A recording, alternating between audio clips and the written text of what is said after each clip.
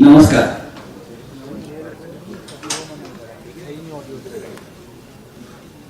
इस मंच पर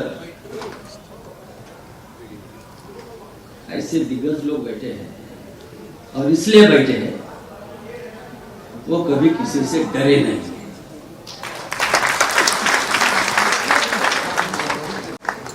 और हमारे सामने भी दो लोग बैठे हैं, केजरीवाल जी, वो भी हिम्मत वाले लोग हैं। आदरणीय कपिल सिब्बल जी, माननीय अरविंद केजरीवाल जी, दिग्विजय सिंह जी आने वाले हैं जल्दी ही। मेरे प्रिय डेरेक ओबरायन जी, प्रिय संजय सिंह जी, और साकेत गोखले जी और 4 PM न्यूज के मेरे मित्र मिस्टर संजय शर्मा जी, और जिसने ये किताब पब्लिश करने की हिम्मत दिखाई, ये न्यू एरा पब्लिकेशन के मेरे मित्र शरद कांदरे जी।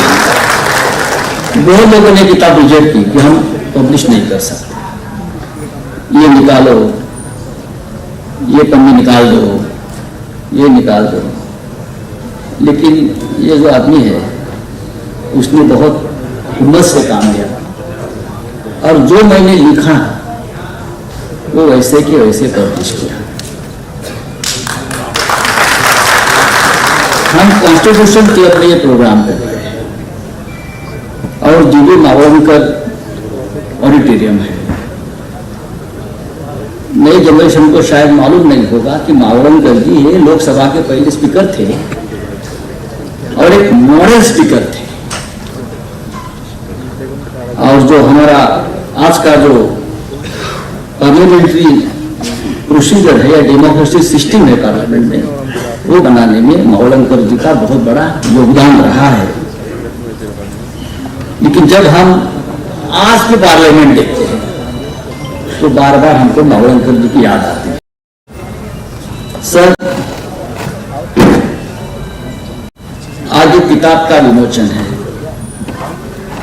ये जो किताब है अनलाइकली पैराडाइज, ये भी हमारी लड़ाई का एक हिस्सा है। किताब के बारे में मैं ज्यादा नहीं कहूंगा।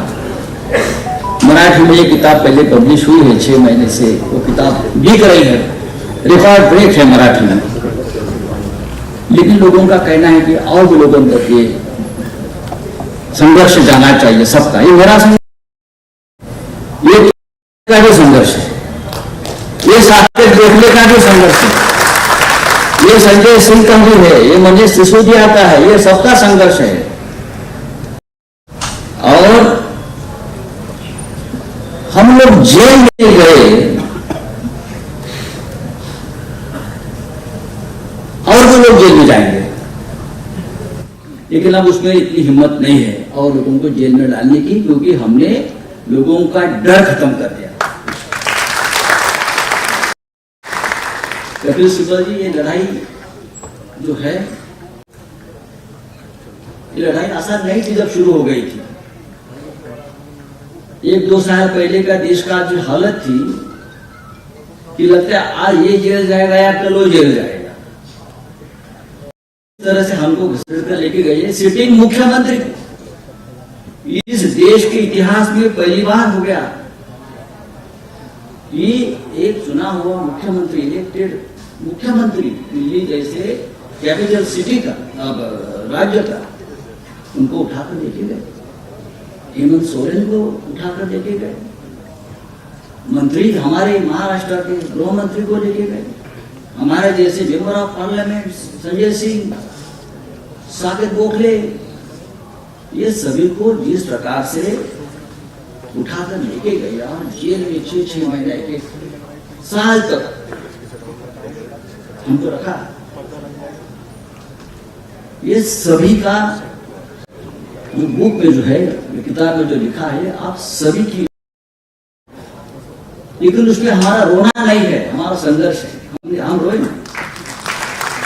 जब मराठी में किताब पब्लिश हो गई तो उद्धव ठाकरे ने बहुत इंपॉर्टेंट बात कही थी कि ये किताब में तू बता रहा है क्या हो रहा है। तो कुछ लोग रोते हैं, मुझे खाना नहीं मिला, मुझे पानी नहीं मिला, मैं जमीन पर सोया। अरे जेल में तो ये होता है, जेल में और क्या होगा? जेल में क्या 5 स्टार होटल का कमरा होगा? नहीं, इसलिए तो हमको जेल में रखते हैं कि हम टूट जाए, हम उद्ध्वस्त हो जाए, हम सरेंडर हो जाए, हम आपके पैरों में गिड़गिड़ाए। लेकिन हम में से कोई भी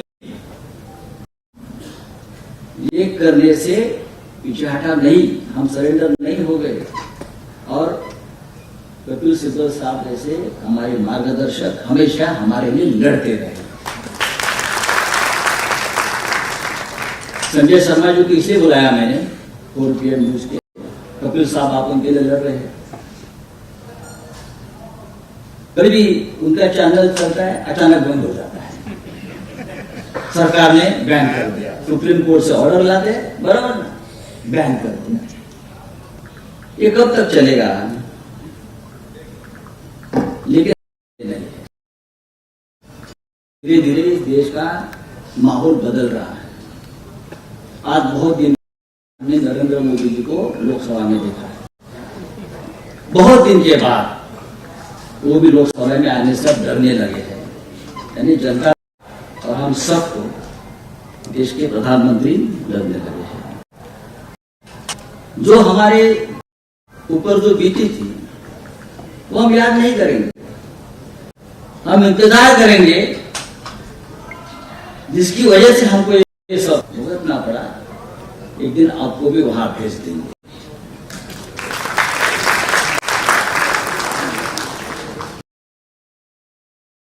क्या सीखा जेल में हमने? ह्यूमन स्पिरिट कितना पावरफुल होता है ये सीखा। जेल में हर कैदी होता है, बहुत डेंजर कैदी होते हैं। आपको आर्थर रोड, आप तिहाड़ में थे, आर्थर रोड की हिस्ट्री तो बहुत डेंजर है। आर्थर रोड की मुंबई में, वहां जाकर समझते हमारा रियल दोस्त कौन है, हमारा शत्रु कौन है। जो अंदर बैठे हैं गुनहगार, वो हमारे शत्रु नहीं है। जो सत्ता पे बैठे हैं, जो पावर में बैठे हैं, वो देश के असल शत्रु है, ये हम मानते हैं। और यहां जाकर एक और बात समझ में आती है कि जो सत्ताधारी, जो प्रधानमंत्री है, जो मुख्यमंत्री है, जो देश के गृह, जो ईडी सीबीआई एजेंसीज के चीफ है, वो इतने डरपोक होते हैं, वो सत्य का सामना नहीं कर सकते। हमारे जैसे लोगों के सामने खड़े नहीं रह सकते। मेरा तो दर दिन, जब मैं लॉकअप में था तो मैं गुंडा था उनके सामने। आज हिम्मत है तो सामने, कोई सामने नहीं आता था, नो इन्वेस्टिगेशन।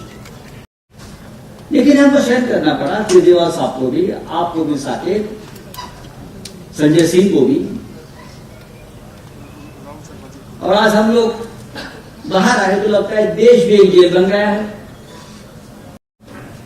एक जेल छूट गई, लेकिन बड़ी जेल में हम लोग। तो ये यहां बैठे हैं हम सब लोग, हमारी जिम्मेदारी है, ये जेल की दीवारें भी हमको तोड़नी पड़ेगी। किताब में जो मेरी कहानी है, वो मेरी कहानी नहीं है, वो हर निर्दोष पॉलिटिकल कैदी की कहानी है, जिसने केंद्रीय जांच एजेंसी में, चाहे सीबीआई हो, चाहे ईडी हो,